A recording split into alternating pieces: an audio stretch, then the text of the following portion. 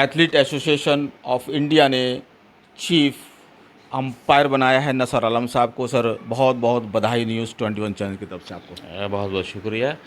भारतीय एथलेटिक्स संघ द्वारा आयोजित उड़ीसा में, भुवनेश्वर उड़ीसा में 25 से लेकर 29 अक्टूबर तक आयोजित 39वां जूनियर नेशनल एथलीट प्रतियोगिता का आयोजन किया गया है, जिसमें कि एएफआई ने मुझे वहाँ पर चीफ अंपायर के रूप में नियुक्त किया है, जिसके लिए आज यहाँ से रवाना हो रहे हैं। इसके पहले भी हम अंपायर रहे वहाँ पर, निर्णायक के रूप में हमें एएफआई ने किया है, लेकिन ये इस बार सबसे बड़ा पोस्ट मिला। इसके पहले भी नेशनल रांची में हुआ तो उसमें भी हम निर्णायक की भूमिका में थे, और उसके पहले फिर हैदराबाद में हुआ था और वहाँ भी थे निर्णायक के रूप में, और वर्ल्ड एथलेटिक्स चैम्पियनशिप 2003 में दिल्ली में हुआ था, उसमें मेरे निर्णायक के रूप में थे। लेकिन ये इतनी बड़ी जो जिम्मेदारी इस बार एएफआई ने दिया है, जिसके लिए मैं एएफआई का शुक्रगुजार हूँ कि मुझे ये इस लायक समझा कि मैं उस पोस्ट के लिए वहाँ पर जा रहा हूँ। आपको एक बड़ी जिम्मेदारी दी गई है, चीफ अंपायर बनाया गया, ये बहुत बड़ी बात है सर। हाँ, बहुत बड़ी बात है।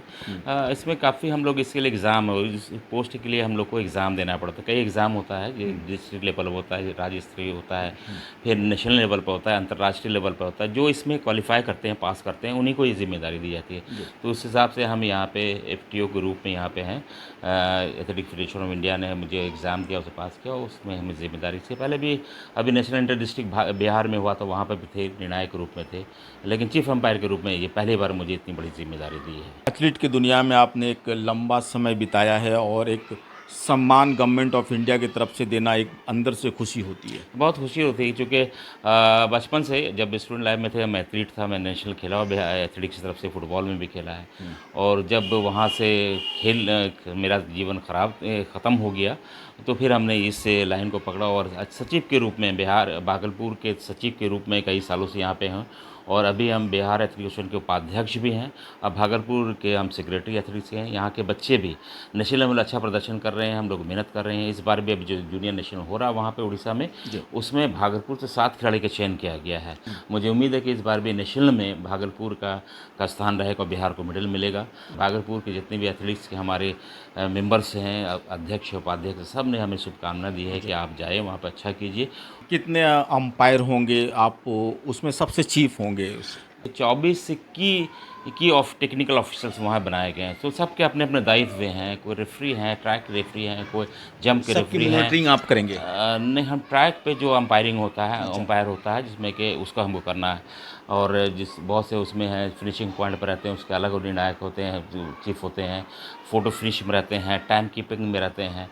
तो हमें है ट्रैक पर जो इवेंट्स होंगे उसका, उसमें जो हमारे जितने हमारे अंडर में अंपायर रहेंगे, उसके चीफ बनाया गया है। तो ये बड़ी जिम्मेदारी है तो इसमें। सर ये क्या कहा जा सकता है कि बिहार में एक आप वाहिद आदमी हैं या भागलपुर में जिसको चीफ अंपायर बनाया गया?